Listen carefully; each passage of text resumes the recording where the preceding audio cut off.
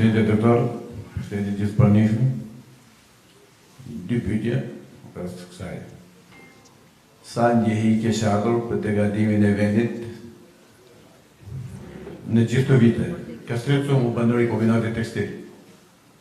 Në falë, provanes. Degadimi i vendit? Sa ndjehi ke ardhur për degadimin e vendit e Shqipërisë?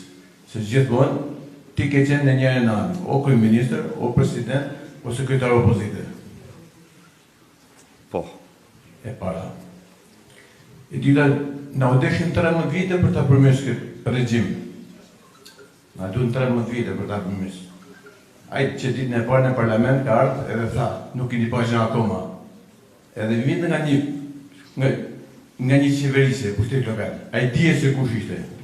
Se duhet prishin 13 vite ta rrezonim këtë njeri.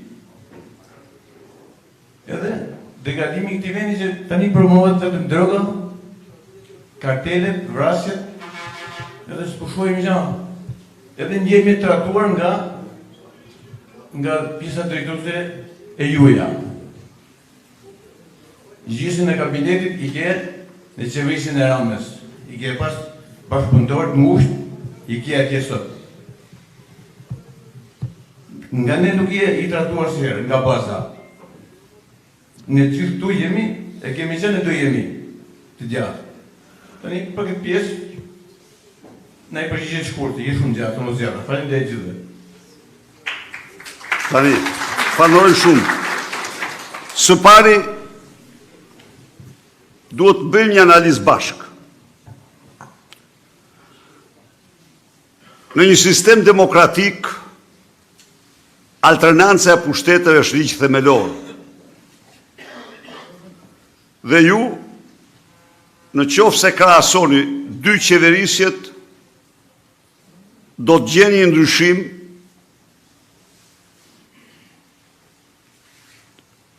të pakrahasueshëm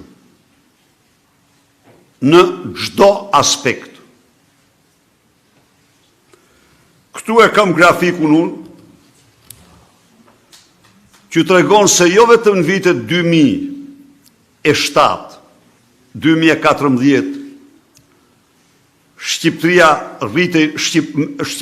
në Shqipëri shtoi numri shqiptarve, por e vërteta kjo ndodh edhe në vitin 95, 96, 94. Çfarë duhet të them me këtë?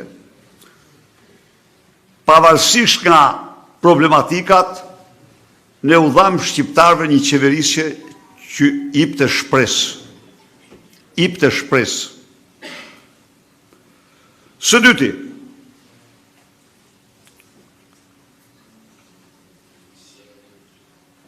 po marrim aspekt në kriminalitetit. Je dishmitar se në 18 muaj nga viti 2005, shtatori 2005-ës, në 18 muaj, u arrestuan, u vendosen para ligjit, mbi 206 banda, organizata dhe grupe kriminale. U gjetën ku ishin suik dhe ku s'ishin dhe morën dhe dënime për jetë. Zero tolerancë ndaj krimit ishte moto e jonë. Zero tolerancë. Disa prej tyre morën dënime për jetë.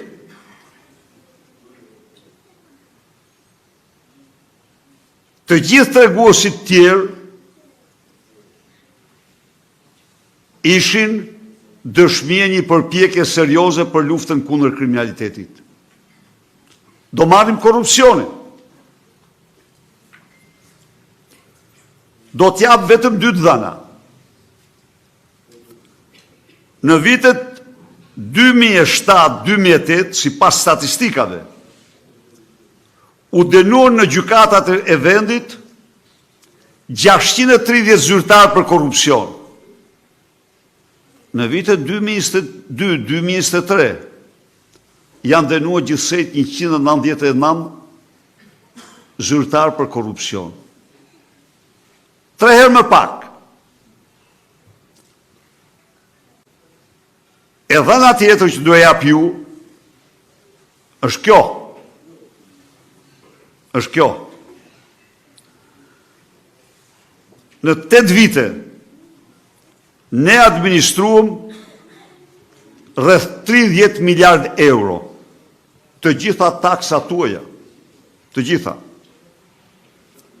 Me këto 30 miliard euro, ne dyfishum rroga dhe pensione, si që din. Ne ndërtuam 11.300 km rrugë, autostrada, tunele, ura, superstrada, rrugë rurale e të tjerë. Mbi 1.000 sa shkolla, mbi 700 sa sisteme kanalizimi dhe ujësjellësash. Shqipërinë e sollën nga humnera me 4% përdorim interneti në 63%. Pra Shqipëria po ecste. Do ju rikujtoj vetëm një moment. Komisioni Europian në një nga deklaratat e tij u shpreh një herë se Shqipëria po ndërton rrugë më shumë se gjithë rajoni. Nuk ndërtonim rrugë ne, kur, me 20 milion kilometrin. Nuk ndërtonim rrugë as me 10 milion kilometrin. As me 7 milion euro kilometrin. Ndërtonim rrugë si pas standardeve, sa kishin kostur, dhe ato rrugë sot e kësaj dite janë të gjitha në kam. Tani më thuj pak, këta në 12 vite kanë patur disponibel për shkak të rritjes taksave 76 miliard euro. Kanë patur mbi 2 herë ato që kemi patur ne. Mendo për një moment sa kanë ndërtuar. As 1.000 kilometra rrugë dhe që të gjitha po shemen. Si që shifni vetë. Me çmime, gjerën e 22 milion kilometri. Pse kjo? Sepse këta vjedhin 90%, vjedhin 98%, vjedhin dhe 100% si që kanë vjedhin në djegësin e Tiranës. Atër, cila është arsyeja? Partia në pushtet është partia krimi. Ka lindur në krim dhe tradhti kombëtare, vazhdon në krim, gjersa ta lamën në pushtet.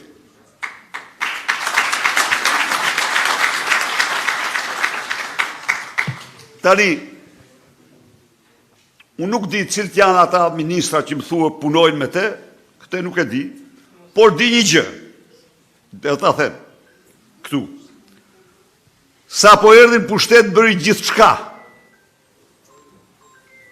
për të ndërshku ministrat. Dhe ju kujtohet mirë kur dilte e thoshte, filani duhet arrestohet.